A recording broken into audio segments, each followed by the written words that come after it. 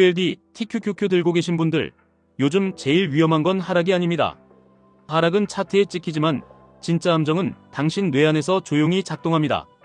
지금 당신이 버티는 게 투자 실력인지 아니면 익숙함에 매달리는 본능인지 오늘 여기서 갈립니다. 한때 코카콜라가 세상을 뒤집을 선택을 했습니다.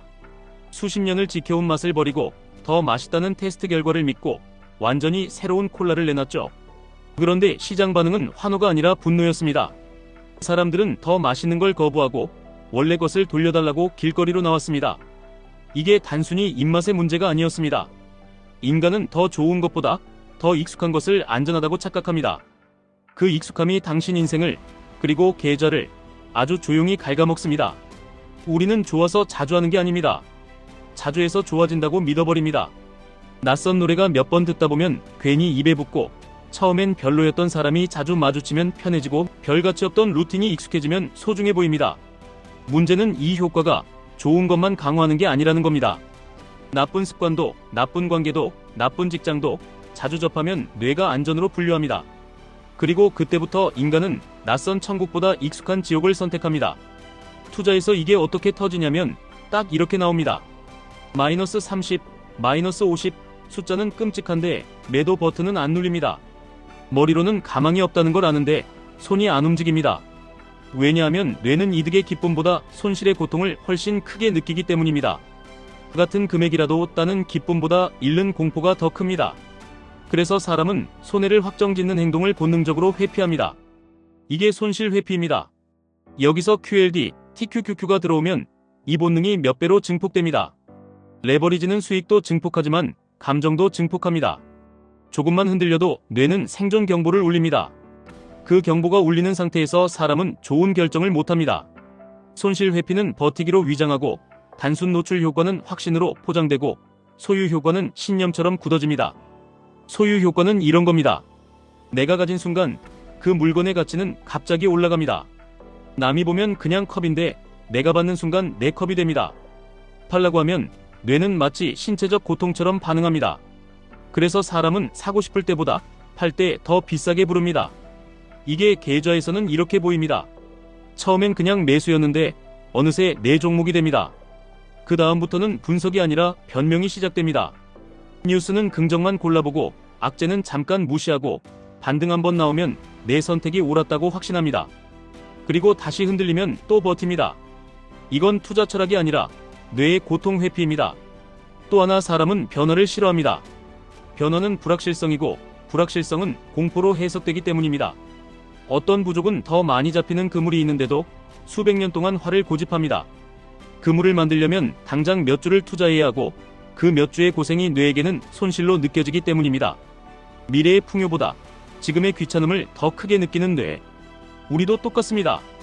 건강에 나쁘다는 걸 알면서도 배달을 누르고 피곤해진다는 걸 알면서도 쇼츠를 넘기고 망가진 관계인 걸 알면서도 익숙하니까 붙잡습니다. 투자도 똑같습니다. 손절이 맞는 걸 알면서도 익숙한 종목을 놓지 못합니다. 그 종목이 좋은 게 아니라 내 뇌가 변화를 손실로 분류하기 때문입니다. 그럼 답은 의지력일까요? 아닙니다. 의지로 QLD, TQQQ의 변동성을 이기는 사람은 거의 없습니다. 의지는 바닥이 납니다. 필요한 건 시스템입니다. 뇌가 싫어하는 방향으로 환경을 설계하는 겁니다. 첫 번째, 제로 베이스로 다시 묻는 습관이 필요합니다. 오늘 밤 자고 일어났는데 지금 회사에서 잘리고 지금 관계가 끝나고 지금 가진 물건이 다 사라졌다고 상상해 보십시오. 그 상실감을 생생하게 만든 다음 아주 차갑게 묻는 겁니다. 지금 이 직장에 다시 지원할 것인가? 지금 그 사람과 다시 시작할 것인가? 지금 이 물건을 내 돈 주고 다시 살 것인가? 투자도 똑같습니다. 만약 지금 내 계좌가 현금 100%라면 나는 이 가격에 이 종목을 다시 살 것인가? 답이 아니오라면 그건 사랑이 아니라 두려움일 가능성이 큽니다. 손실이 두려워서 붙잡고 있는 겁니다. QLD, TQQQ도 이 질문을 피하면 안 됩니다. 지금 내가 들고 있는 건 계획인가? 아니면 소유 효과인가? 이걸 매일 한 번이라도 체크해야 합니다. 두 번째, 20초의 마찰을 걸어야 합니다. 뇌는 게으릅니다. 행동을 시작하는데 20초 이상 걸리면 그냥 포기합니다. 그러면 나쁜 습관은 어렵게 만들고 좋은 습관은 쉽게 만들면 됩니다. 핸드폰을 끊고 싶다면 현관 신발장에 넣어두십시오. 꺼내는데 20초가 걸리게 만드십시오. 운동을 하고 싶다면 요가 매트를 거실 한복판에 펼쳐두십시오. 지나가다 발에 걸리게 만드십시오. 투자에도 똑같이 적용하십시오. 충동 매매를 줄이고 싶다면 매매 앱을 첫 화면에서 치우십시오. 알림을 꺼두십시오. 차트를 열기까지 20초가 걸리게 만드십시오. 그 20초가 당신을 살립니다. 특히 QLD, TQQQ는 충동 한 번이 손익을 크게 흔듭니다. 그러니 충동이 나오기 전에 충동의 길을 험하게 만들어야 합니다. 반대로 좋은 행동은 쉽게 만들어야 합니다. 투자 체크리스트를 메모 앱 첫 화면에 두고 하루 한 줄 기록은 자동으로 열리게 해두십시오. 좋은 습관이 쉽게 시작되면 뇌는 그쪽으로 굴러갑니다. 세 번째, 목표를 비웃음이 나올 정도로 작게 쪼개야 합니다. 뇌는 성취의 크기보다 성취의 빈도에 반응합니다. 거대한 목표는 시작하기 전에 도망가게 만듭니다. 그래서 앵커를 붙이고 아주 작은 행동을 붙이고 바로 축하를 하는 방식이 필요합니다. 아침 커피를 마시는 행동이 앵커라면 커피 한 모금 후에 투자 일지 한 줄을 쓰는 걸 붙이십시오. 운동을 하고 싶다면 양치 후 스쿼트 한 개만 하십시오. 독서가 목표라면 잠자리에서 책 한 문장만 읽으십시오. 그리고 바로 아주 짧게라도 스스로를 칭찬하십시오. 잘했다 라고 말해도 됩니다. 주먹을 불끈 쥐어도 됩니다. 뇌는 그 순간을 저장합니다. 그 저장이 반복되면 습관의 길이 바뀝니다. 이걸 QLD, TQQQ에 적용해 보겠습니다. 대부분은 거창하게 시작합니다. 이번 달은 무조건 수익을 내겠다. 이번 주는 타점을 완벽히 잡겠다. 바닥에서 풀매수하겠다. 이런 목표는 뇌에게 공포입니다. 대신 빈도를 올리십시오. 매일 딱 한 번 매매 전에 체크리스트 3줄만 확인하십시오. 내가 정한 매수 조건인가? 내 리스크 한도를 넘지 않는가? 내가 지금 감정 상태가 안정적인가? 딱 3줄이면 됩니다. 그걸 하고 나면 바로 끝내십시오. 더 보지 마십시오. 차트를 더 보면 감정이 올라오고 감정이 올라오면 시스템이 깨집니다. 그리고 매수와 매도의 기준을 감정이 아니라 사전 약속으로 박아두십시오. QLD, TQQQ는 변동성이 크기 때문에 기준이 없으면 계좌가 아니라 멘탈이 먼저 무너집니다. 예를 들어 현물 지표를 하나 잡는 겁니다.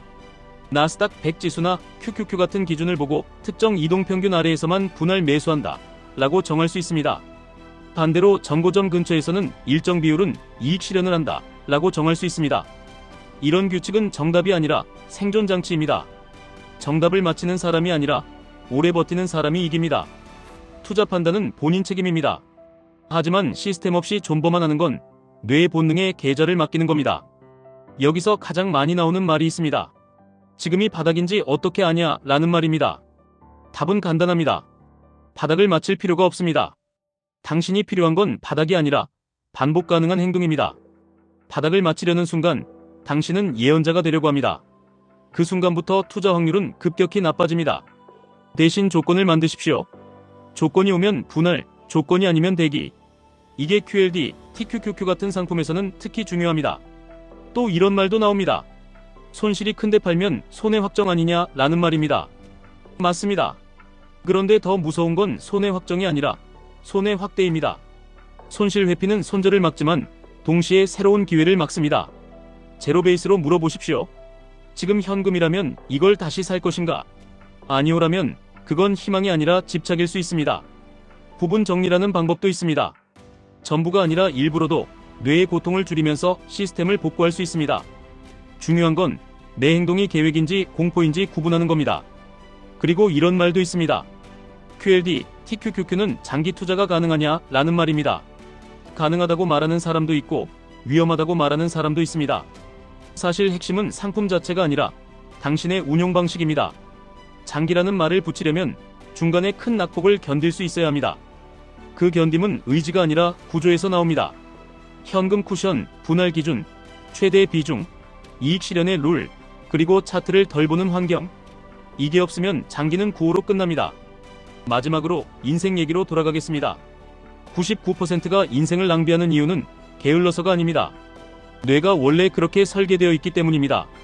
익숙한 것을 안전으로 착각하고 손실을 과대평가하고 가진 것을 과대평가하고 변화를 손실로 느끼기 때문입니다. 그래서 인생은 결심으로 바뀌지 않습니다. 환경과 시스템으로 바뀝니다. 오늘 당신이 할 일은 거창한 혁명이 아닙니다. 딱 1도만 틀면 됩니다. 핸드폰을 20초 멀리 두는 것, 매매 앱을 첫 화면에서 치우는 것, 체크리스트 3줄을 매일 한 번 보는 것, 투자 일지 한 줄을 쓰는 것. 이 하찮은 한 줄이 쌓이면 어느 순간부터 당신 뇌가 그쪽을 안전으로 분류합니다. 그때부터는 덜 힘들어집니다. 그리고 그때부터는 정말로 인생이 바뀝니다. 지금 당신이 QLD, TQQQ를 들고 있다면 더더욱 시스템을 먼저 잡으셔야 합니다. 레버리지는 수익의 레버리지이기 전에 감정의 레버리지입니다. 감정이 증폭되는 곳에서 살아남는 사람은 의지가 강한 사람이 아니라 환경을 설계한 사람입니다. 오늘 하나만 고르십시오. 제로 베이스 질문을 매일 한 번, 20초 마찰을 한 군데, 아주 작은 행동 한 개, 이 셋 중 하나만 하셔도 됩니다. 그 한 개가 당신의 우주선을 궤도에 올립니다. 지금까지 1분 투자 하이젠버그였습니다.